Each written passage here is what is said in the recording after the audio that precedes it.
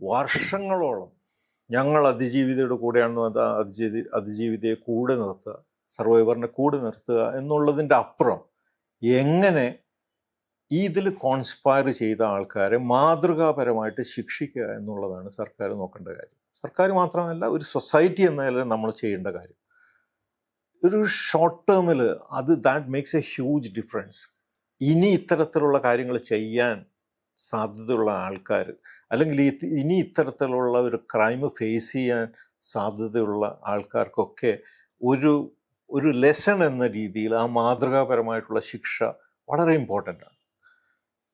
പിന്നെ ഇതിൻ്റെ ഒരു എഫക്റ്റ് എന്ന നിലയിൽ നമ്മുടെ സൊസൈറ്റിയിൽ ഇനി ഇത്തരം കാര്യങ്ങൾ ഇവിടെ നടക്കാൻ വളരെ ബുദ്ധിമുട്ടുണ്ടാവുകയും നടന്നു കഴിഞ്ഞാൽ വളരെ പെട്ടെന്ന് തന്നെ ആക്ഷൻ എടുക്കാൻ പറ്റുന്ന ഒരു സ്ഥിതിയിലേക്ക് നമ്മുടെ സമൂഹം മാറണം.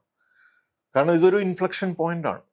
സിനിമയിൽ ഇപ്പോഴും ഇതൊക്കെ കഴിഞ്ഞിട്ടും പുറത്തിറങ്ങി കഴിഞ്ഞിട്ട് മുഖത്ത് ഭാവം മാറിയിട്ട് പക, കാരണം ഈ ഒരു പക കൊണ്ട് താഴെ പോയ ഒരു ഇത്രയും സക്സസ്ഫുൾ ആയിട്ടുള്ള ഒരു ആക്ടർ സ്വന്തം പകയിൽ എരിഞ്ഞു തീർന്ന ഒരു മനുഷ്യനാണ്.